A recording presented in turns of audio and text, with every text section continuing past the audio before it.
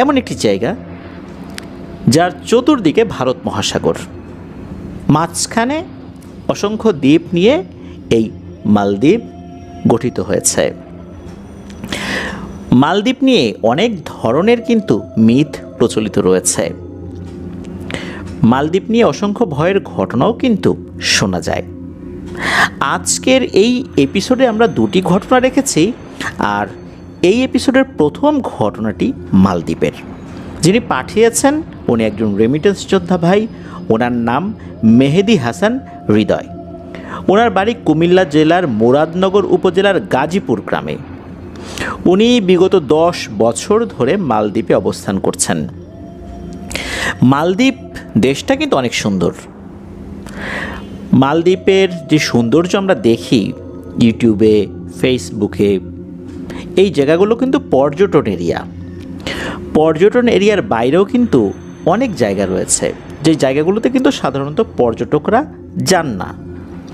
ছোট ছোট দ্বীপে বেশ কিছু পরিবার বসবাস করে। কোনো কোনো দ্বীপে 100 জন মানুষ বসবাস করে, কোনো দ্বীপে 200-300 এরকম মানুষজন কিন্তু বসবাস করে।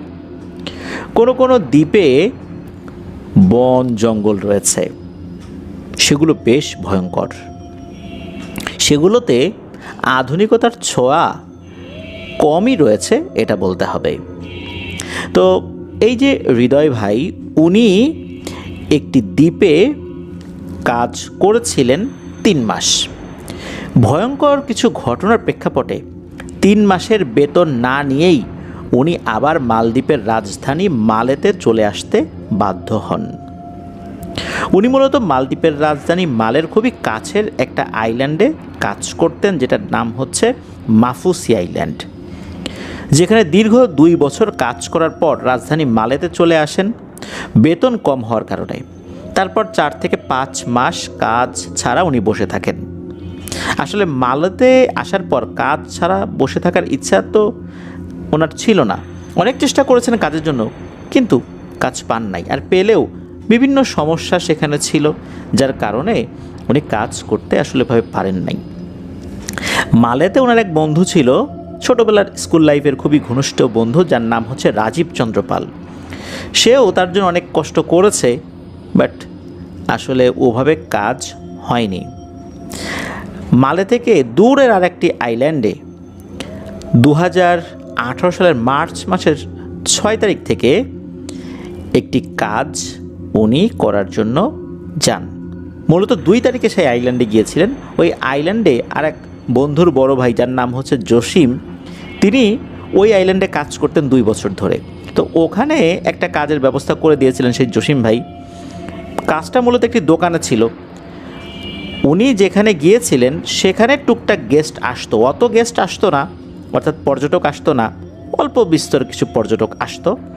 এটা একটা এমন একটা শপ যেখানে বিভিন্ন ধরনের গিফট আইটেমগুলো কিনতে পাওয়া যায়। বিভিন্ন ধরনের জামা কাপড়, চম্বুকের তৈরি বিভিন্ন ধরনের কিছু দ্রব্য, খেলনা, এইগুলো। অনেকে আসেন, দেখা যাচ্ছে যে আমরা যখন কোথাও ঘুরতে যাই, যেখানে পর্যটকদের আনাগোনা বেশি হয়, সেখানে ছোট ছোট কিছু দোকান গড়ে ওঠে। এমন একটা দোকানে উনি কাজ পেয়ে যান। উনি যখন ওই আইল্যান্ডে পৌঁছান তখন সন্ধ্যা 6টার মতো বাজে। যাওয়ার পরে কেমন যেন একটা অদ্ভুত অনুভূতি শুরু হতে থাকে তার। আশেপাশের পরিবেশটা কেমন যেন নীরব নীরব আর খুব ভার ভার লাগছিল তার কাছে। এই যে বড় ভাই জসিম, উনি মূলত হৃদয় ভাইকে নেয়ার জন্য আগে থেকেই রেডি হয়ে বসেছিলেন। তার সাথে দেখা হয়, তিনিও অনেক খুশি এই হৃদয় ভাইকে পেয়ে। আইল্যান্ডে নামার পর হৃদয় ভাই একটা জিনিস লক্ষ্য করলেন, যে সেখানে অনেক গাছপালা, জঙ্গল, আর যতগুলো ঘরবাড়ি উনি দেখলেন সবগুলোই অনেক আগের, অর্থাৎ পুরনো ধাঁচের ঘরবাড়ি। মানুষজন খুব একটা দেখা যাচ্ছিল না বললেই চলে।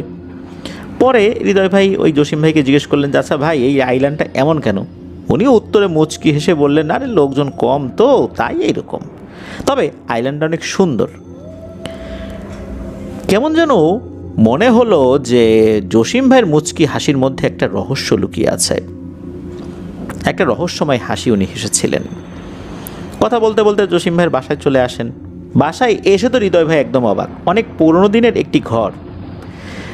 তো এই ঘরটা একটু ভিন্ন ধাঁচের।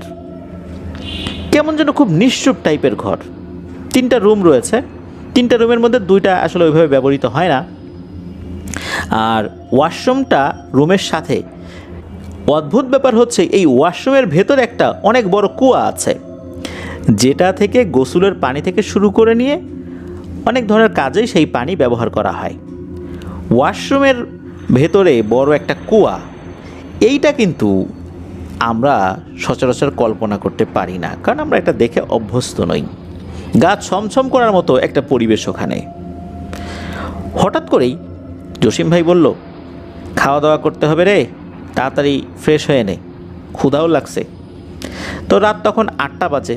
8টা মানে হচ্ছে ওই আইল্যান্ডে বেশ অনেক রাত, কিন্তু মালদ্বীপের রাজধানী মালে সহ বিভিন্ন পর্যটন এরিয়া যেগুলো রয়েছে সেখানে কিন্তু সারা রাতই মানুষের চলাফেরা, হই হুল্লোড় এগুলো চলতে থাকে।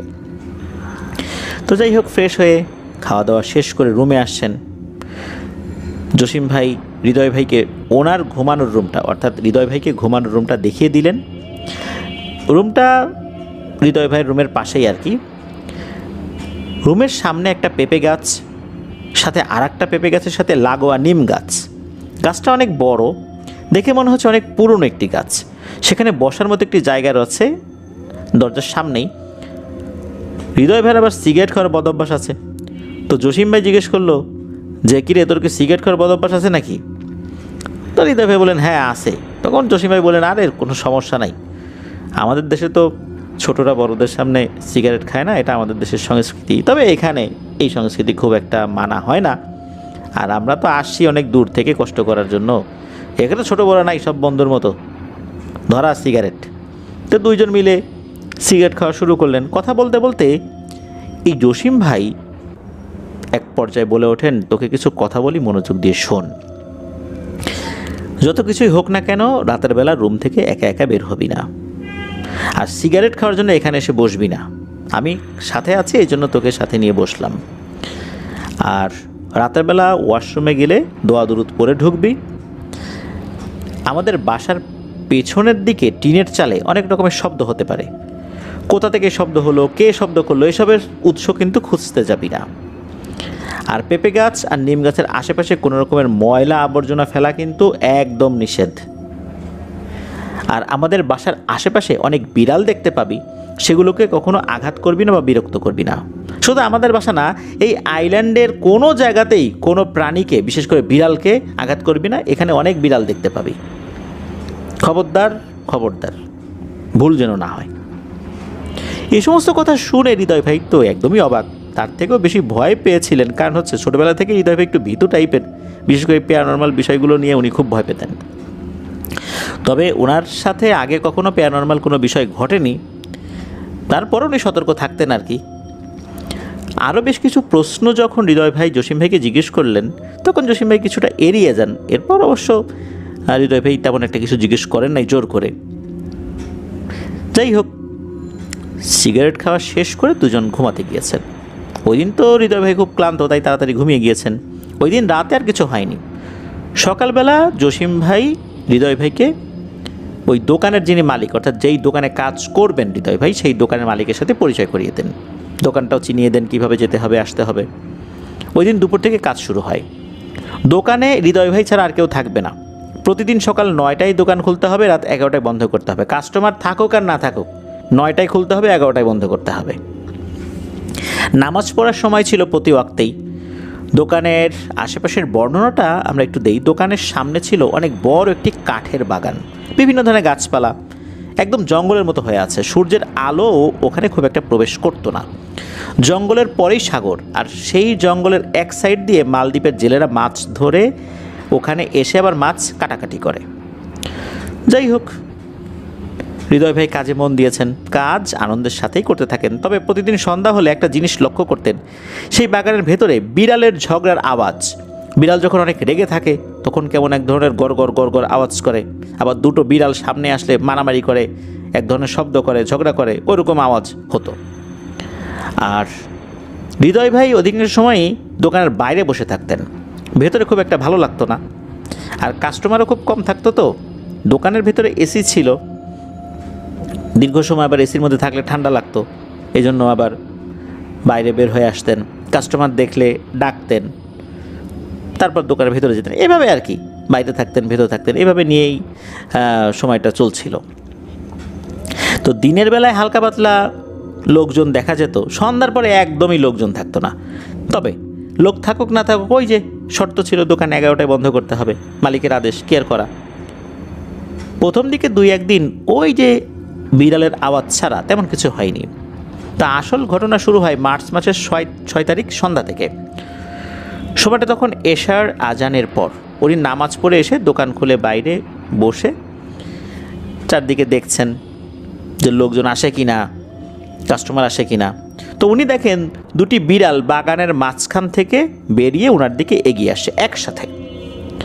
উনি তো নর্মাল মনে করে পাত্তা না দিয়ে উনি হাতে ফোন নিয়ে ফোনে কাজ করছেন আর কি। কিছুক্ষণ পর উনি খেয়াল করলেন বিড়ালগুলো ওনার কাছ থেকে প্রায় 10 থেকে 20 হাত দূরে একসাথে এক মনে এই হৃদয় ভাইয়ের দিকে তাকিয়ে আছেন অনেক সময় ধরে। বিড়ালগুলো দেখে কেন যেন মনে হচ্ছে এগুলো সাধারণ বিড়ালের আকৃতি থেকে কিছুটা বড়, অনেক বড় এটা বলা যাবে না, কিছুটা বড়। চোখগুলো কেমন যেন লাল বর্ণের, তবে একদম লাল টকটকে বিষয়টা এরকম না। ল্যাম্পপোস্টের আলোয় চকচক করছে চোখগুলো।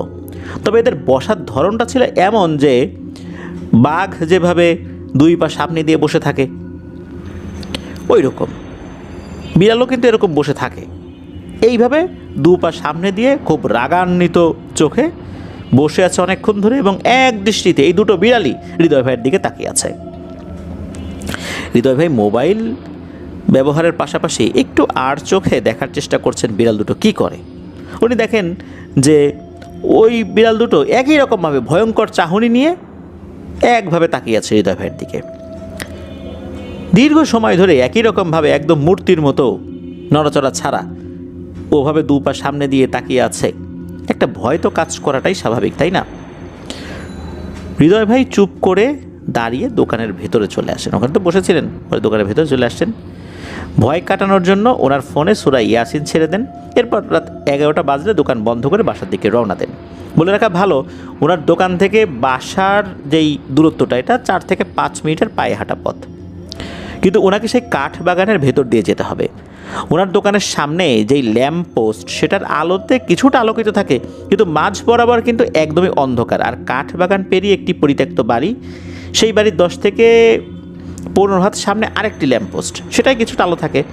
এরপর সেই বাসা, যেই বাসায় উনি থাকা শুরু করেছেন, অর্থাৎ হৃদয় ভাই থাকা শুরু করেছেন। উনি তো ওই সেদিনের মতো বাসায় চলে আসেন কোনো সমস্যা ছাড়াই, ওই কাঠ বাগানের ভেতর দিয়ে আসতে কোনো অসুবিধা হয়নি। তো খাওয়া দাওয়া শেষ করে রুমে এসে উনি শুয়ে পড়েছেন। উনি দেখেন জসিম ভাই ঘুমিয়ে আছেন। রাত তখন 11টা 20 কি 30 বাজে আর কি। ওনার সেদিন হঠাৎ কেমন যেন লাগছে, ঘুম আসছে না। এর মধ্যে হঠাৎ পাশের রুম থেকে কেমন যেন একটা বাচ্চার চাপা কান্নার আওয়াজ ভেসে আসে। হঠাৎ করে উনি কোনো ভয় পেয়ে যান আর কি। এরকম শব্দ শুনলে ভয় পাওয়াটাই স্বাভাবিক। সেই রুমগুলো উনি দেখেছেন, সেখানে পুরাতন কিছু আসবাবপত্র এবং রাজমিস্ত্রি আগে কাজ করেছে এমন কিছু সরঞ্জাম রাখা। রাজমিস্ত্রিরা কাজ করার জন্য যেই ধরনের যন্ত্রপাতি ব্যবহার করে সেগুলো একপাশে থাকতে থাকতে অনেক সময় জং ধরে যায়। তো ওই রকম কিছু জং ধরা জিনিসপত্র ওখানে কিন্তু ছিল, যেগুলো রাজমিস্ত্রিরা ব্যবহার করতো নির্মাণ কাজে। তো এগুলো রাখা, এছাড়া আর কিছু নাই। তো সেখান থেকে বাচ্চার আওয়াজ কিভাবে আসে? মনে হচ্ছে যে না, এখন একটা না, কয়েকটা বাচ্চা মিলে কান্নাকাটি করছে, এবং এদের কান্নার আওয়াজ এতটা মায়াবী আর সুন্দর। কান্নার আওয়াজ যদি সুন্দর হতে পারে, এটা আসলে এই কান্নার আওয়াজ না শুনলে বোঝা যেত না। যে কোনো কঠিন হৃদয় নরম হতে কিন্তু বাধ্য এই কান্নার আওয়াজ শুনলে। প্রায় 10 থেকে 15 মিনিট ধরে এই কান্নার আওয়াজ চলতে থাকে, এরপরে বন্ধ হয়ে যায়। এর বেশ কিছুক্ষণ পর হঠাৎ উনি শুনতে পান টিনের চালে একটা অদ্ভুত শব্দ। আমরা যদি টিনের চালে শুকনো বালি ছুঁড়ে মারি কেমন আওয়াজ হবে, ঠিক তেমন আওয়াজ হয়।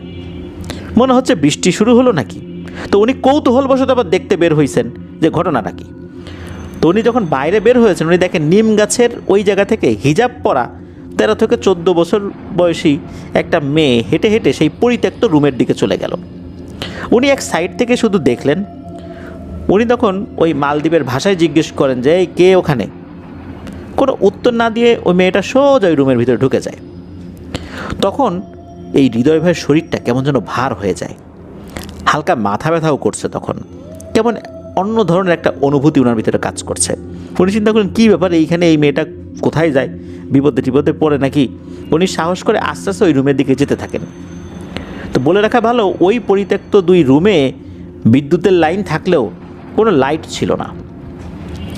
হঠাৎ করে ওনার সামনে দিয়ে একটা ছোট্ট বাচ্চা দৌড় দিয়ে চলে যায়, মানে এই রুম থেকে ওই রুমে চলে যায়। অনেক সময় ছোট বাচ্চারা দৌড়ানোর সময় মা মা বলে ডাকে না, তো ওই রকম মালদ্বীপের ভাষায় মা মা বলে ডাকতে ডাকতে রুমে ঢুকে যায়।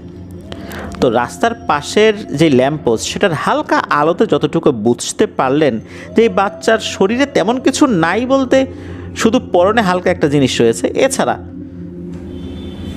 শরীর ফাঁকা। এদিকে হৃদয় ভাই আস্তে আস্তে হাঁটতে হাঁটতে ওই রুমের কাছে চলে আসছেন।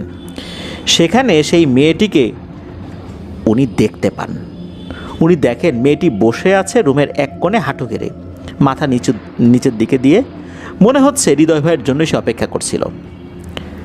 মাথাটা তুলল সে। তখন মালদ্বীপের ভাষায় সে বলল, তুমি কি করছো এই রুমে? তোমার তো এখানে আসা উচিত হয় নাই। এই কথাটা শুনেই হৃদয় ভাই ঘাবড়ে যান। ওনার মুখ দিয়ে আর কোনো কথাই বের হচ্ছে না। হঠাৎ করে উনি অনুভব করেন ওনার শরীরের বাম পাশ দিয়ে একটা গরম বাতাস চলে গেল। এরপর হৃদয় ভাইয়ের আর কিছু মনে নাই। সকালবেলা উনি ঘুম থেকে উঠে দেখেন উনি ওনার বিছানায়, পাশে জসিম ভাই আছে। এসে বলে, কিরে কেমন লাগছে এখন? তখন হৃদয় ভাই জিজ্ঞেস করলেন যে, আচ্ছা আমি এখানে কিভাবে আসলাম? জসিম ভাই বলে যে সকালবেলা ফজরের নামাজ পড়ার সময় জসিম ভাই যখন বাইরে গিয়েছেন অজু করতে, তখন ওই রুমের সামনে অজ্ঞান অবস্থায় হৃদয় ভাইকে পড়ে থাকতে দেখেন। তখন উনি রুমে নিয়ে আসেন তাকে। তারপর থেকে এই হৃদয় ভাইয়ের শরীরে অনেক জ্বর, টানা 7 দিন জ্বর থাকার কারণে কোনো কাজেই যেতে পারেন নাই। পরে জসিম ভাই একজন মসজিদের ইমাম সাহেবকে নিয়ে আসেন। একটা মসজিদের ইমাম সাহেবকে নিয়ে আসার পর ইমাম সাহেব এসে ঝাড়ফুঁক করেন। তারপর থেকে একটু একটু করে উনি সুস্থ হতে থাকেন। তো জসিম ভাই হৃদয় ভাইকে বলেন, তোকে না মানা করছিলাম যত কিছুই হোক রাতে বের হবি না, কোনো সমস্যা মনে হলে আমাকে ডাকবি, আর কখনো কিন্তু একা একা বের হবি না। এই তো গেল এই ঘটনা। এর বেশ কিছুদিন পর একদিন দোকানের ভেতরে উনি বসে আছেন, অর্থাৎ হৃদয় ভাই বসে আছেন। রাত তখন আনুমানিক 10টা কি 10:30 হবে। কিছুক্ষণ পরে দোকান বন্ধ করে দেবেন, রাত 11টা বেজে যাবে। হঠাৎ করে উনি শোনেন সেই বিড়ালের ঝগড়ার আওয়াজ। তখন উনি বাইরে গিয়েছেন, গিয়ে দেখেন 2টো বিড়াল একদম দোকানের দরজার সামনে 2 পাশে বসে আছে। একটা বিড়াল কালো আর একটা বিড়াল সাদা। এমনভাবে বসে আছে মনে হচ্ছে যে হৃদয় ভাইকে বাইরে বের হতে দেবে না। এই বিড়ালগুলো ছিল সাধারণত আমরা যে বড় আকারের বিড়াল দেখি তার তুলনায় অনেক বড়। প্রথম দিকে যখন যেই 2টো বিড়াল দেখেছিলেন এগুলো কিন্তু একটু বড় ছিল, অনেক বড় না। কিন্তু এই বিড়াল 2টো অনেক বড়, চোখগুলো অনেক ভয়ঙ্কর। বিড়ালগুলোর চোখে হৃদয় ভাইয়ের চোখ পড়তেই কেমন যেন অদ্ভুত এক ভয়ের শিহরণ ওনার শির দ্বারা বেয়ে নেমে যায়। উনি আবার চুপচাপ দোকানের ভেতরে এসে চেয়ারে বসে পড়েন। এর কয়েক মিনিট পর উনি দেখেন যে একটা বিড়াল দোকানে ঢুকে একটা কাপড়ের র্যাক যেটা ছিল এটার উপরে উঠে বসে পড়ে, একদম ওনার থেকে 4 থেকে 5 হাত সামনে। বসেই কেমন যেন রাগান্বিত চোখে ওনার দিকে এক দৃষ্টিতে তাকিয়ে থাকে আর কি। ব্যাপারটা আসলে খুব অস্বস্তির ব্যাপার। ভয়ও লাগছিল হৃদয় ভাইয়ের। উনি তো ঘামছেন সমানে। দোকানের মধ্যে তো এসি ছিল, এসির ভেতরে উনি ঘামছেন। দোকানের ভেতরে টেম্পারেচার মনে হচ্ছে হঠাৎ করে পরিবর্তন হয়ে যায়, হঠাৎ করে মনে হচ্ছে অনেক গরম। এই এসি কিন্তু দুপুর থেকে চালিয়ে রাখা, এসির টেম্পারেচার 21-এ দেয়া। দুপুর থেকে যদি 21-এ টেম্পারেচার থাকে তাহলে কিন্তু রুম অনেক ঠান্ডা হয়ে যায়, দীর্ঘ সময় ধরে চলছে। কিন্তু হৃদয় ভাইয়ের কাছে মনে হচ্ছে রুমটা আগুনের মতো গরম হয়ে গেছে। তো উনি তেমন কিছু না বুঝেই একটা মারাত্মক ভুল করে ফেলেন। দোকানে ঝাড়ু দেওয়ার জন্য যে ঝাড়ুটা আছে এই ঝাড়ুটা নিয়ে ওই বিড়ালকে উনি তাড়াতে চান। তবে উনি সফলও হন, বিড়ালটা বের হয়ে যায়। বিড়ালটাকে যে আঘাত করবেন এমন ইচ্ছা ছিল না, ভয় দেখিয়ে বের করে দেন আর কি। বিড়ালটা গড় গড় গড় গড় আওয়াজ করতে করতে বের হয়ে যায়। তো উনি যখন ওই বিড়ালটিকে দরজা থেকে বের করে দিয়েছেন, এরপর উনি আবার কাউন্টারে ফেরত আসেন। তখন উনি অনুভব করেন ওনার সমস্ত শরীরটা অসম্ভব রকমের ভার হয়ে গেছে, মনে হচ্ছে অনেক ওজনের কিছু ওনার গায়ে পড়েছে।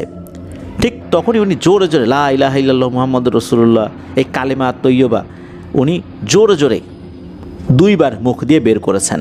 এরপরই মনে হলো বিদ্যুতের বেগে একটা হ্যাচকা টানে কেউ একজন ওনাকে দোকান থেকে বাইরে বের করে নিয়ে আসলো। মনে হলো চোখের পলকে উনি দোকানের ভেতর থেকে বাইরে চলে আসছেন, অথচ কাউন্টার থেকে বাইরে আসতে কমপক্ষে 20 থেকে 25 কদম হাঁটতে হয়। উনি বলতে পারেন না কিভাবে উনি এত দ্রুত বাইরে বের হয়ে আসলেন। উনি দেখেন তো আশেপাশে কেউ নাই, উনি দ্রুত সিগারেট ধরান, ওনার কাছে সিগারেট ছিল, তাড়াহুড়া করে একটা সিগারেট ধরান, তখন ওনার শরীরটা হালকা হয়ে যায়। মনে হলো 25 কেজি বা তার থেকেও বেশি বা 50 কেজি ওজন ওনার শরীর থেকে নেমে গেল, এতটা হালকা উনি অনুভব করেন। সেদিনের মতো উনি তো রুমে চলে আসছেন দোকান বন্ধ করে। পরদিন সকালবেলা আবার দোকানে গিয়েছেন। তারপর থেকে শুরু হয় মাথা ব্যথা আর জ্বর, এমন মাথা ব্যথা যে উনি দোকানে বসতেই পারছিলেন না। পরে উনি রুমে চলে আসেন। তো রুমে এসে কিছু খেয়ে মানে অর্থাৎ মেডিসিন খেয়েছেন আর কি, মেডিসিন জাতীয় কিছু খেয়েছেন। এরপর আল্লাহর রহমতে উনি একদম সুস্থ। সমস্যা হয় কি, উনি যখনই দোকানে যান সুস্থ শরীরে, দোকানে যাওয়ার সাথে সাথে ওনার প্রচণ্ড রকমের মাথা ব্যথা শুরু হতে থাকে এবং জ্বর আসে। সুস্থ মানুষ দোকানে ঢোকার সাথে সাথে মাথা ব্যথা এবং জ্বর হওয়া এটা নিশ্চয়ই স্বাভাবিক কোনো বিষয় নয়। উনি মালিককে বিষয়টা জানান। মালিক কিন্তু আগে থেকেই জানতো এসব সমস্যা, কিন্তু উনি তো কাউকে কিছু বলবেন না। ওনার দোকানে এর আগেও কিন্তু আমাদের বেশ কিছু রেমিটেন্স যোদ্ধা বাংলাদেশি ভাই ওখানে কাজ করেছেন, তারাও এই সমস্যার সম্মুখীন হয়েছেন, কম বেশি সমস্যায় পড়েছেন। এগুলো কিন্তু তারা ফেস করে এই দোকান ছেড়ে চলেও গেছেন। একটা সময় হৃদয় ভাই সিদ্ধান্ত নিলেন, না এইভাবে আর থাকা যায় না। উনি কিন্তু এভাবেই প্রায় 3 মাস ওখানে কাজ করেছিলেন। ঠিকমতো খেতে পারতেন না, সবসময় জ্বর অসুস্থতা লেগেই থাকতো। পরে জসিম ভাই সেই মসজিদের ইমাম সাহেবকে সব কিছু বলেন। এশার সালাতের পর একদিন ইমাম সাহেব যেতে বলেন জসিম ভাই আর হৃদয় ভাইকে। তো গিয়েছিলেন ওনারা যখন যান তখন ইমাম সাহেব বেশ কিছু তথ্য দেন, যেটা ছিল রীতিমতো ভয়ঙ্কর ব্যাপার। ইমাম সাহেব বলেন যে তুমি যেখানে থাকো সেখানে একটি জিনের পরিবার বসবাস করে, অনেক বছর ধরে এরা বসবাস করে। এরা মুসলিম জিন, অনেক পরহেজগার, এরা মূলত কাউকে কোনো ক্ষতি করে না। সেদিন নিম গাছের নিচ থেকে চলে যাওয়া সেই মেয়েটাকে যে তুমি দেখেছো, এটা জিন সর্দারের মেয়ে। রাত যখন গভীর হয় ওরা তখন বের হয়, হাঁটাহাঁটি করে। তুমি আচমকা কোনো শব্দ না করে বের হয়েছ। এটা যখন ওই জিনটা বুঝতে পেরেছে তখন সে তার ঘরের দিকে চলে যায়, সে তোমাকে ভয় দেখাতে চায়নি। তুমি বাবা কেন তার পিছু পিছু ওই ঘরের ভিতরে গেছো? সে তো চাইলে তোমার আরও বড় ক্ষতি করতে পারতো, কিন্তু করেনি। তোমাকে আরও বলেছে তোমার এখানে আসা উচিত হয় নাই, কিন্তু তুমি ওই মেয়ের পিছু পিছু যখন ওখানে গিয়েছো তখন ওই মেয়েটার ভাই সে এই জিনিসটা ভালোভাবে নেয় নাই, সে তোমার উপর খুব রাগান্বিত হয়। এটা তো ভালো লক্ষণ না।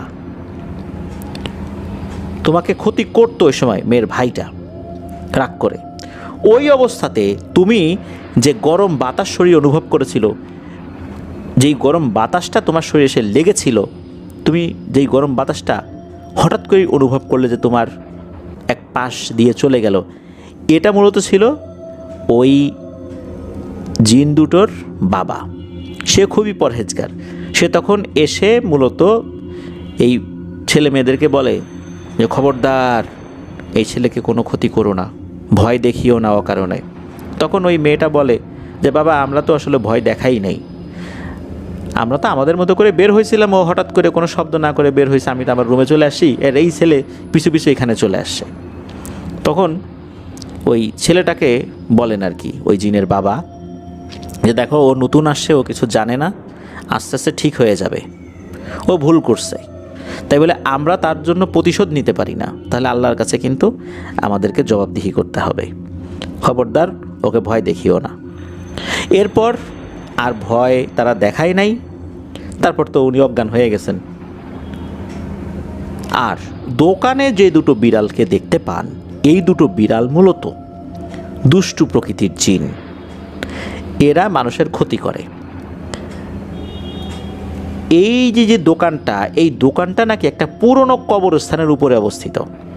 ওখানে এই জিনেদের আসা যাওয়া ছিল। এই দোকানটা করার কারণে ওদের অসুবিধা হয়েছে, যার কারণে এই জিন দুটো এই দোকানে সবসময় বিরক্ত করে। যারাই এখানে কাজে আসে তাদেরকে বিরক্ত করে। আর একটা বিড়াল ঢুকে পড়েছিল ভিতরে, তাকে যে ঝাড়ু দিয়ে ধাওয়া করেছিল হৃদয় ভাই, এই জন্য এই জিনগুলো খুব ক্ষিপ্ত হয়েছে। এই জন্য ওরা এমন একটা সিস্টেম করে রেখেছে, ওই দোকানে যাওয়ার সাথে সাথেই হৃদয় ভাইয়ের জ্বর আসে এবং মাথা ব্যথা করে। তো তুমি কাজ ছেড়ে দিয়ে চলে যাও, এখানে আর কাজ করতে হবে না। এরপর যখন এই সমস্যার কথা হৃদয় ভাই মালিককে জানান, মালিক তো কিছুতেই মানে না, বলে না তুমি কাজ করবে না, এই জন্য একটা বাহানা দিচ্ছ এটা সেটা। এরপর মালিক ইচ্ছাকৃতভাবে ওনার 3 মাসের বেতন আটকে রাখেন। এই 3 মাসের বেতন না নিয়েই উনি ওই দোকান ছেড়ে আসতে বাধ্য হন। এরপর আবার উনি মালদ্বীপের রাজধানী মালেতে চলে আসেন। তো এটাই ছিল ঘটনা। প্রিয় লিসেনার্স, আসলে মালদ্বীপটা অনেক সুন্দর একটা জায়গা, অনেক সুন্দর একটা দেশ। তবে ছোট ছোট যে দ্বীপগুলো রয়েছে সেখানে তো মানুষজন কম যায়, সেখানে অনেক ভয়ের ঘটনা তো থাকতেই পারে, তাই না? আপনারা যারা যেখানে রয়েছেন আশেপাশে যদি ভয়ের ঘটনা থাকে আমাদেরকে পাঠাতে কিন্তু ভুলবেন না। আর আমাদেরকে ঘটনা লিখে বা রেকর্ড করে পাঠাতে পারবেন ইমেল অ্যাড্রেসের মাধ্যমে। ইমেল অ্যাড্রেসটা হচ্ছে afnanthehorrorbd@gmail.com। স্পেলিংটা বলে দিচ্ছি, AFNANTHEHORRORWORLDBD, afnanthehorrorbd@gmail.com। স্পেলিংটাও আমরা আমাদের ভিডিওর ডেসক্রিপশনে দিয়ে রেখেছি। ঘটনা কেমন লাগছে তা জানিয়ে এই ভিডিওর কমেন্ট সেকশনে কমেন্ট করতে পারেন। এছাড়া আমাদের ফেসবুক পেজ এবং গ্রুপ তো রয়েছে আপনাদের হরর ওয়ার্ল্ড নামে, সেখানে গিয়েও আপনারা আপনাদের মতামত জানাতে পারেন। চলুন প্রিয় লিসেনার্স, চলে যাব আমাদের এবারের এপিসোডের দ্বিতীয় এবং শেষ ঘটনায়। তবে আর একটা কথা, যারা আমাদের সাথে যুক্ত হয়েছেন অনুগ্রহ করে এই ভিডিওর লাইক বাটনে প্রেস করতে ভুলবেন না, আর ভিডিওর লিঙ্কটা বেশি বেশি করে শেয়ার করে দেবেন।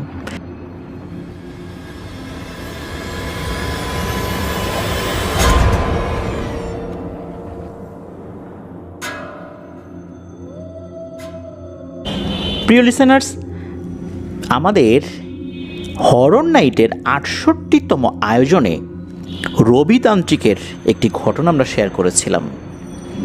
এছাড়া আমাদের থার্সডে নাইটের ১২৭তম এপিসোডে বামনের প্রতিশোধ ঘটনাটি প্রচার করেছিলাম। এই ঘটনা দুটি আমাদেরকে যিনি দিয়েছিলেন তার নাম বিবেক বাঁধন, ওনার বাড়ি সিলেটের শিবগঞ্জে। উনি আরও একটি ঘটনা আমাদেরকে পাঠিয়েছেন। ছোটবেলা থেকেই বিভিন্ন জায়গায় উনি ঘুরে বেড়ান, অতি প্রাকৃত জিনিসের প্রতি ওনার প্রবল আগ্রহ। আমাদের সিলেটের ফ্যান মিটেও উনি এসেছিলেন, কথা হয়েছিল। উনি মূলত এখন যে চাকরিটা করেন সেটা একটি মোবাইল কোম্পানির মার্কেটিং অফিসারের দায়িত্বে উনি রয়েছেন। আর ওনার এই কাজটার কারণে সিলেটের বিভিন্ন জায়গাতেই ওনাকে যেতে হয়, অনেক মানুষের সাথে কথা বলতে হয়। ২০২২ সাল থেকে উনি এই কাজটি করছেন। উনি বেশ কিছুদিন আগে গিয়েছিলেন জাফলংয়ের রাধানগর এলাকায়। মূলত ওখানে যাওয়ার পর একজন ব্যক্তিকে উনি দেখতে পান। হাঁটাহাঁটি করতে করতে মনে হলো এক কাপ চা খেয়ে নিলে ভালো হয়। উনি একটা দোকানে চা খেতে ঢুকেছেন। তো ওখানে তো বেশ কিছু চায়ের দোকান ছিল। উনি যেই দোকানে ঢুকেছেন দেখলেন যে চায়ের দোকানের সামনে দুই পাশে দুটো বেঞ্চের মতো জায়গা রয়েছে, তবে একটা বেঞ্চে একজন মুরব্বি টাইপের লোক বসে আছে, এমনভাবে হাত পা ছড়িয়ে বসে আছে যে পাশে আর একজন বসার জন্য পর্যাপ্ত জায়গা নেই। আর অন্য যারা লোকজন আছেন তারা উল্টো পাশে আর একটা যে বেঞ্চ রয়েছে সেখানে বসে আছেন, তারাও কেউ এই পাশে এসে বসছে না। এখন এই বাঁধন ভাই ঢুকে চিন্তা করলেন যে কী ব্যাপার, এই লোকটা এইভাবে ছড়িয়ে বসে আছে কেন? তো উনি বললেন যে চাচা একটু পা সরায় বসেন, আমি বসি। মনে হলো যে চাচা এই কথা শুনলেনই না, একবার তাকালেন বাঁধন ভাইয়ের দিকে, কিন্তু পা সরালেন না, উনিও সরে বসলেন না। এতে করে বাঁধন ভাই একটু বিরক্তই বোধ করেন যে কী ব্যাপার, লোকটা এমন কেন, ব্যবহার জানে না, বললাম একটু সরে যেতে, সরেও না। তখন ওই যে দোকানদার, অর্থাৎ চায়ের দোকানদার, উনি বললেন যে ভাতিজা তুমি ওইখানে বসার দরকার নেই, তুমি এই পাশে এসে বসো। উনি ওইখানেই বসে থাক, ওনারে আর মাতাইও না, মানে ওনাকে আর বিরক্ত করো না, মানে সিলেটের ভাষায় যেভাবে বলে আর কি ওইভাবে বলেন। তো এরকম একটা মুরব্বী লোক এভাবে বসে আছে, দেখে অনেক প্রভাবশালী ব্যক্তি এটা মনে হচ্ছে না, মানে উনি যে অনেক বড় টাইপের প্রভাবশালী ব্যক্তি এরকম মনে হচ্ছে না, তবে দেখে কেমন যেন একটু কবিরাজ ভাব মনে হলো, লোকজন তাকে খুব সম্মান করছে এরকমটাই মনে হলো। তখন ওই বাঁধন ভাই দোকানদারকে জিজ্ঞেস করলেন আস্তে আস্তে যে যে কাকা ইনি কি কবিরাজ গোছের কেউ নাকি? তখন ওই দোকানদার বলতেছেন যে তুমিও বুঝলা কেমনে যে কবিরাজ? বলে না, এটা ভাব ঠাবে মনে হইলো আর কি। বলে যে হ্যাঁ, উনি কবিরাজি করেন। তো বাঁধন ভাই জানতে পারলেন ওনার নাম হচ্ছে লায়েক উদ্দিন মিয়া। তো লায়েক কবিরাজ নামেই উনি পরিচিত। এখন ওই মুরব্বী কিন্তু ওখানেই বসে আছেন। তারপরও বাঁধন ভাই আসলে খুব একটা সাহস হচ্ছে না ওনার সাথে কথা বলার, কারণ ওই যে বাঁধন ভাই বলছেন যে চাচা একটু পাটা সরাই বসেন। উনি একটু বিরক্তি নিয়ে বাঁধন ভাইয়ের দিকে তাকিয়েছেন। উনি হয়তো বা বাঁধন ভাইয়ের সাথে খুব একটা কথা বলতে রাজি হবেন কি হবেন না এটা বুঝতে পারছেন না আর কি। তো যখনই কবিরাজের কথা শুনছেন তার সাথে তো একটু কথা বলার আগ্রহ বাঁধন ভাই ফিল করছেন যে তার সাথে একটু কথা বলি, অতিপ্রাকৃত কোনো বিষয় সে জানে কি না। যাই হোক, তার সাথে একটা পর্যায়ে কথা বলেন। তখন ওই কবিরাজ বলেন যে আজকে তো বাবা তোমার সাথে আর কথা বলতে পারবো না, আজকে সময়ও নাই, আর একদিন আইসো। ওই দিন অবশ্য বাঁধন ভাইয়েরও সময় ছিল না যে আরেকটু অনুরোধ করবেন যে না কাকা বলেন, আসলে ওরকম কোনো সুযোগ ছিল না। বেশ পরন্ত বিকেল টাইমে এরকম ঘটনাটা ঘটছে, তো তাকেও তো আবার সিলেট শহরে চলে আসতে হবে, এই জন্য উনি আবার সিলেটের দিকে চলে আসেন। পরবর্তীতে উনি গিয়েছিলেন আবার সেই রাধানগরে, জাফলংয়ের রাধানগরে সেই লায়েক কবিরাজের খোঁজে। তবে খুঁজতে খুব বেশি সমস্যা হয়নি, অনেক মানুষই তাকে চেনে, ওনার বাড়িতেও চলে আসেন। তো একা অবশ্য যান নাই, ওই রাধানগরে ওনাদের ওই মোবাইল কোম্পানিরই এক রিটেইলারের মাধ্যমে গিয়েছিলেন, তাকে সাথে নিয়ে গিয়েছিলেন, কারণ লোকাল লোক তো, লোকাল লোক সাথে নিয়ে গেলে একটু সুবিধা হয় আর কি, পরিচিত থাকে একে অন্যের সাথে, তখন সেও কথা বলতে একটু স্বাচ্ছন্দ্য বোধ করে। তো ওখানে গিয়ে ওই ব্যক্তিকে পেয়েও যান, অর্থাৎ লায়েক কবিরাজকে পেয়েও যান। তখন কবিরাজ দেখেই চিনতে পারছেন যে তুমি আসছো, দোকানে তো দেখা হয়েছিল তোমার সাথে, আমাকে সরে বসতে বলছিলা, চিনতে পারছি তোমাকে। এরপর তার সাথে বিভিন্ন ধরনের কথাবার্তা বলতে থাকেন। তখন এই বাঁধন ভাই বলেন যে আপনার জীবনের ঘটনা শুনতে আসছি। বলেন যে ঘটনা আর কি বলবো, কবিরাজি করি, এই তো ঘটনা। বলেন না, কিভাবে কবিরাজ হলেন সেটা একটু বলেন। এরপর উনি বলেন, সংক্ষিপ্তভাবে বলেছিলেন, উনি বলেন যে উনি তখন বেশ ছোট, 5 কি 6 বছর হবে। ওনাদের পরিবারে অনেক অভাব ছিল। এই লায়েক কবিরাজের বাবা পাথর তুলে বিক্রি করতেন, পরিবারের সবার সেটাতেই চলতো। এই লায়েক কবিরাজের পরিবারে ছিল 7 বোন, আর 7 বোনের এক ভাই। এই এক ভাই হচ্ছে এই লায়েক কবিরাজ, একমাত্র ছেলে সন্তান, আর সবার থেকে ছোট। ছিলেন খুবই চঞ্চল প্রকৃতির, খুব আদরের, দুষ্টামি করলেও কেউ কিছু বলতো না। তো এই লায়েক কবিরাজের বাবার অনেক বন্ধু ছিল, তার মধ্যে একজন ছিল কবিরাজ। তো লায়েক কবিরাজ দেখতেন ছোটোবেলাতেই যে এই লোকটা সারাদিন খালি বসে থাকে, তন্ত্রমন্ত্র পড়ে আর খালি টাকা কামায়, কোনো কাজ কামই করে না। অথচ তাদের অঞ্চলের অনেকেই নদী থেকে পাথর তোলে, কত কষ্ট হয়, আর এই লোকটা চেয়ারে বসে খালি ফু দেয় আর মানুষ তাকে টাকা দিয়ে চলে যায়, আর গ্রামের সবাই তাকে সম্মানও করে। তো এই কাজ সে করে। ছোটোবেলা থেকেই এই লায়েক কবিরাজ তাকে দেখে খুব বিরক্তই হতো, যে সারাটা দিন মানুষ কত কাজ করে আর এই লোক খালি বসে বসে টাকা কামায়। মনে মনে এটা দেখে তাকে গালিটালি দিত আর কি। কিন্তু এই লোকটা বেশ সম্মানের সাথে চলতো। অথচ লায়েক কবিরাজ ভাবতেন যে আমার বাবা সৎ পথে কত কষ্ট করে টাকা উপার্জন করে, এত কষ্ট করে আমাদের এতগুলা ভাই বোনের পরিবার চালায়, আর এর কোনো অভাবই নেই। কি আজব! একদিন হলো কি, একটা লোক, এক প্রভাবশালী লোক আর কি ওই এলাকার, এই লায়েক কবিরাজের বাবাকে অযথাই চোরের একটা অপবাদ দিয়ে বসে, তুই চোর, তুই আমার পাথর চুরি করছিস, পাথর চুরি করে আরেকজনের কাছে বিক্রি করে দিয়েছিস।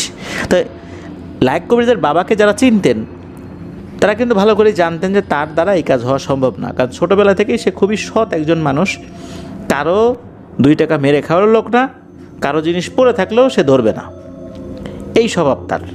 সে অন্যের পাথর চুরি করে বিক্রি করে দিবে, এটা তো হতে পারে না। এখন তারও পক্ষের তো কিছু লোক আছে, অর্থাৎ লায়েক কবিরাজের বাবার পক্ষের তো কিছু লোক আছে, তারও বন্ধুবান্ধব আছে। তারা তখন ওই প্রভাবশালী ব্যক্তিকে জানালো যে আচ্ছা, তুমি যে বলতেছো যে এ চুরি করছে, তোমার কাছে কোনো প্রমাণ আছে? প্রমাণ করতে পারবা? অযথা এই লোকটার নামে এরকম অহেতুক মিথ্যা কথা বলতেছো। তখন বলে যে হ্যাঁ, প্রমাণ করতে পারবো। কি প্রমাণ চাও? ওই এলাকার যে কবিরাজ আছে সে যদি জিন চালান দিয়ে বলে তাহলে তোমাদের চলবে? বলে হ্যাঁ চলবে। এদিকে ওই কবিরাজও তো লায়েক কবিরাজের বাবার বন্ধু, সে চিন্তা করছে যে কবিরাজ কি আর আমাকে বিপদে ফেলবে, সে সত্য কথাই বলবে, মিথ্যা কথা তো আর বলবে না। তো এই প্রস্তাবটা লায়েক কবিরাজের বাবাও মেনে নেন যে হ্যাঁ ঠিক আছে আমি মেনে নিলাম, যদি ওই কবিরাজ বলে যে কথা বলবে সেটা আমি মেনে নেব। তো ওই কবিরাজের কাছে যায়, কবিরাজের কাছে সবাই মিলে যাওয়ার পর কবিরাজ বলে ঠিক আছে 0.5 ঘন্টা সময় দাও আমি আসতেছি, এই বলে সে একটা ঘরে চলে যায়। 0.5 ঘন্টা পরে বের হয়ে এসে বলে যে হ্যাঁ কথা সত্য, এই লোক চুরি করছে। এই কথা শোনার সাথে সাথে লায়েক কবিরাজের বাবা উনি এতটাই মনক্ষুণ্ণ হয়েছিলেন, এতটাই কষ্ট পেয়েছিলেন যে এরকম একটা মিথ্যা কথা এই কবিরাজ আমার বন্ধু হয়ে বলতে পারল। সে নিশ্চয়ই এই লোকের কাছ থেকে টাকা খেয়েছে, টাকা খেয়ে আমার বিরুদ্ধেও এই মিথ্যা অপবাদটা দিল। যেহেতু সেও এই বিষয়টা মেনে নিয়েছিল যে কবিরাজ যেটা বলবে সে সেটা মাথা পেতে নেবে, তাই চুরির অপবাদ মাথা পেতে নিয়ে সে ওই এলাকায় চোর বলে সাব্যস্ত হলো। অথচ উনি মোটেও এই কাজটি করেন নাই। ওনার পরিচিত বন্ধুবান্ধবরাও এটা বিশ্বাস করতে চাইলেন না, তারাও বুঝতে পারছেন এখানে কোনো ঘাপলা আছে, কিন্তু সে তো চোর অপবাদ পেয়েই গেল। যেহেতু সে মেনে নিয়েছিল যে কবিরাজের কথা সে মেনে নিবে, এই জন্য তো চোর অপবাদটা তাকে নিতেই হবে। রাগে, দুঃখে, ক্ষোভে, মনের কষ্টে গলায় দড়ি দিয়ে আত্মহত্যা করেন লায়েক কবিরাজের বাবা। ছোটবেলায় লায়েক কবিরাজ এই ভয়ঙ্কর এক প্রতারণামূলক এক জাল উনি দেখেছিলেন, কিভাবে তার বাবাকে চোরের অপবাদ দিয়ে চোর সাব্যস্ত করে তাকে মৃত্যুর মুখে ঠেলে দিতে তারা বাধ্য করেছে। এই জিনিসটা দেখে আসলে লায়েক কবিরাজ মনে মনে চিন্তা করছেন যে আমিও কবিরাজ হব, এর থেকেও বড় কবিরাজ হয়ে একে একটা শিক্ষা দেব। তো এভাবেই উনি বদলা নেয়ার জন্য ধীরে ধীরে কবিরাজি বিদ্যা উনি শিক্ষা করতে থাকেন। এভাবেই উনি কবিরাজ হয়ে ওঠেন। আসলে এই কথা বলে উনি শেষ করেছেন, কিভাবে কোন ধাপে ধাপে কবিরাজ হয়েছেন এই বিষয়টা আসলে ওইভাবে না বললেও এই লায়েক কবিরাজ কোন কোন বিষয় সিদ্ধ করেছেন, অর্থাৎ কোন কোন বিষয়ে বশ করেছেন, এই বিষয়টা যখন জিজ্ঞেস করেছেন তখন লায়েক কবিরাজ বলে ওঠেন কর্ণ পিশাচিনী। এটা শোনার সাথে সাথে বাঁধন ভাই তো চমকে উঠছেন, কর্ণ পিশাচিনী, এটা তো খুব ভয়ঙ্কর জিনিস, এটা কীভাবে বশ করলেন? তখন লায়েক কবিরাজ জানান যে, অবশ্য প্রথমে জানাতে চান নাই, পরে একটা সময় বলছেন যে এই জিনিসটা খুবই কঠিন একটা কাজ। লায়েক কবিরাজ তো মুসলিম, তো মুসলিমদের পক্ষে এটা করা খুবই কঠিন। আর এটা যেই করুক সে কোনো ধর্মকর্ম পালন করতে পারবে না, সে যেই ধর্মেরই হোক না কেন, সে হোক হিন্দু, হোক মুসলিম, হোক সে বৌদ্ধ, হোক সে খ্রিস্টান।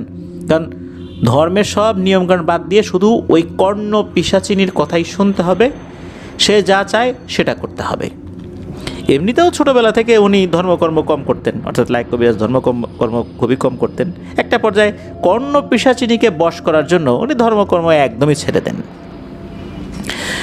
এক হিন্দু তান্ত্রিকের মাধ্যম দিয়ে এই কর্ণ পিশাচিনী বশ করার কাজ শুরু করেন। কারণ কর্ণ পিশাচিনীর যে সাধনা, এটা গুরু ছাড়া এই সাধনা করা অসম্ভব। কেউ যদি গুরু ছাড়া এই সাধনায় বসে, ধরে নিতে হবে সে নিজেই তার মৃত্যুকে সাধনা করে ডেকে আনছে তাকে হত্যা করার জন্য। এই সাধনা করার অনেকগুলো নিয়ম রয়েছে। এমন একটা নির্দিষ্ট স্থান বেছে নিতে হবে যেখানে বসে সাধনা করা হবে, হোক সেটা নিজের ঘর, জঙ্গল, পাহাড়, যেটাই হোক না কেন। আর যতটুকু সম্ভব সেই জায়গা ময়লা এবং অপবিত্র করতে হবে। সাধারণত এই ধরনের সাধনার ক্ষেত্রে পাক পবিত্র জায়গায় আমরা বসার কথা শুনি, কিন্তু এই কর্ণ পিশাচিনীর সাধনায় ময়লা এবং অপবিত্র করতে হবে ওই জায়গাটা। 2টা মালা তৈরি করে রাখতে হবে। 3 ভাবে এই কর্ণ পিশাচিনীকে আহ্বান করা যায়। 1, মা রূপে, যে ছেলের মতো লালন পালন করবে, তেমন কোনো ক্ষতি করবে না, কারণ মা কখনো ছেলের ক্ষতি চায় না। 2 হলো বোন রূপে। এই রূপে কর্ণ পিশাচিনীকে বশ করতে চাইলে করতে পারবে, ভাই বোনের সম্পর্ক থাকবে, তবে ক্ষতি করার সম্ভাবনাটা বেড়ে যায়। কারণ ভাই বোনের মধ্যে কিন্তু মান অভিমান হয়ে থাকে, ভাই বোনের মধ্যে অনেক সময় ঝগড়াঝাটি হয়, ক্ষতিও করে একজন আরেকজনকে। আর শেষটা হলো স্ত্রী রূপে। এই রূপে যদি সিদ্ধ করা যায়, তবে তাড়াতাড়ি সিদ্ধ করা যায়, মাত্র 11 দিনে কর্ণ পিশাচিনীকে বশ করা যায়। তবে স্ত্রী রূপে আহ্বান করলে তাহলে কিন্তু আরও ভয়ঙ্কর কিছু কাজ করতে হয়, যা একটা মানুষের পক্ষে করাটা খুবই কঠিন ব্যাপার। আর স্ত্রী রূপে যদি কেউ আহ্বান করে তাহলে তার ক্ষতির মাত্রা আরও বেড়ে যায়, কারণ স্বামী স্ত্রীর মধ্যে ঝগড়া হয়, মারামারি হয়, অনেক ধরনের সমস্যা কিন্তু হয়। এই কারণে স্ত্রী রূপে বশ করা এটা যেমন সহজ, কিন্তু এটাকে রক্ষা করা ততটাই কঠিন। সবচেয়ে কঠিন হচ্ছে মা রূপে বশ করা, 33 দিন সময় লাগে। তবে এতে ক্ষতির ঝুঁকি কম থাকে। মা তার সন্তানকে শাসন করে, কিন্তু মা তার সন্তানের ক্ষতি হোক এটা করে না। কর্ণ পিশাচিনী এই কাজটাই করে, হয়তোবা কখনো কখনো শাসন করে, তবে বড় ধরনের ক্ষতি করে না। তবে মা রূপে সে ধরা দিতে চায় না সহজে। এই জন্য অনেকেই স্ত্রী রূপে তাকে দ্রুত বশ করতে চায়। তবে এইভাবে বশ করার পর ওই ব্যক্তি খুব দীর্ঘদিন যে বাঁচে তা না, কারণ কর্ণ পিশাচিনীর বিভিন্ন দাবি দেওয়া পূরণ করতে করতে একটা সময় সে নিজেও মৃত্যুর মুখে পতিত হয়। এই যেই কবিরাজ, লায়েক কবিরাজ, সে কিন্তু বোন বা স্ত্রী রূপে বশ করতে চান নাই, সে মা রূপেই তাকে আহ্বান করেন। 33 দিন কঠোর সাধনা করে। যে জায়গাতে সে বসেছিলেন 33 দিন ওখানেই কাজ করতে হবে, খাবার দাবার জরুরত সবই ওই জায়গাতেই করতে হবে। 11 দিন ওরকম করতে হবে। এরপর যত নোংরা আবর্জনা ওখানে হবে সব নিজের গায়ে লাগাতে হবে। 21 দিন পর আরও বেশ কিছু নোংরা কাজ করতে হবে। 21 দিনের পর 25 নম্বর দিন থেকে আশেপাশের পিশাচগুলো এসে বিরক্ত করতে শুরু করবে, বিভিন্ন ভয়ঙ্কর রূপে আসতে থাকবে, যাতে করে কর্ণ পিশাচিনীকে বশ করতে সে না পারে। এরপর 32তম দিনে কর্ণ পিশাচিনী এসে হাজির হবে। ওই যে দুইটা মালার মধ্যে একটা নিজে পরবে, আর একটি মালা নিজের হাতে সাধককে পরিয়ে দেবে, আর 33তম দিনে পুরোপুরিভাবে সিদ্ধ হয়ে যাবে। এই কাজটাই এই লায়েক কবিরাজ করেছিলেন। এর মধ্যে আরও অনেক কাজ করতে হয়, যেটা লায়েক কবিরাজ বাঁধন ভাইকে বলেন নাই। উনি বারবার একটা কথাই বলেছিলেন, গুরু ছাড়া এই কর্ণ পিশাচিনীর সাধনা একদমই অসম্ভব। প্রত্যেকটা পদক্ষেপ গুরুর কথা অনুযায়ী করতে হবে। প্রতিদিনের যেই অগ্রগতি সেটা গুরুকে জানাতে হবে। গুরু সেই বিষয়টা বুঝে শুনে পরবর্তী দিনে কি কাজ করতে হবে সেটা বলবেন। এভাবেই কর্ণ পিশাচিনীকে বশ করতে হবে। কর্ণ পিশাচিনী কানের কাছে এসে সারাক্ষণ বিভিন্ন বিষয় বলতে থাকবে, বিরক্ত হওয়া যাবে না। এটাই এই সাধনার অন্যতম জিনিস। অনেক ভয়ঙ্কর কাজগুলো কর্ণ পিশাচিনীকে দিয়ে করিয়ে আনা যায়। তবে যত যাই হোক না কেন, মারাত্মক ঝুঁকি কিন্তু থেকেই যায়। কর্ণ পিশাচিনীকে বশ করার পর কী ধরনের ঘটনা ঘটেছিল সেটা এখনও লায়েক কবিরাজ না বললেও বাঁধন ভাই কিন্তু লেগে আছেন লায়েক কবিরাজের সাথে। ওনার কাছ থেকে ঘটনা উনি সংগ্রহ করবেনই। আমরাও শুনব কিভাবে কর্ণ পিশাচিনীকে দিয়ে ভয়ঙ্কর কিছু কাজ লায়েক কবিরাজ করেছিলেন। প্রিয় লিসেনার্স, নিশ্চয়ই বুঝতে পেরেছেন কর্ণ পিশাচিনীর যে সাধনা, এটা যারা করবেন তারা কোনো নির্দিষ্ট ধর্মের অনুসারী হতে পারবেন না। ধর্মকর্ম ছেড়ে দিতে হবে। নির্দিষ্ট ধর্মের অনুসারী হয়ে এই কাজ করা যায় না। কর্ণ পিশাচিনীকে উপাসনা করাই আর একটা ধর্ম, তার সাধনাটাই একটা ধর্ম, যার কারণে প্রচলিত কোনো ধর্মের অনুসারী হয়ে এটা করা যায় না। এই জন্য যারা এই কাজগুলো করেন তারা পিশাচ সাধক হিসাবে পরিচিতি পান। আমরা অপেক্ষা করব কী ধরনের ঘটনা আমরা বাঁধন ভাইয়ের কাছ থেকে পরবর্তীতে পেতে পারি। প্রিয় লিসেনার্স, বাঁধন ভাই আপাতত এ পর্যন্তই আমাদেরকে পাঠিয়েছেন।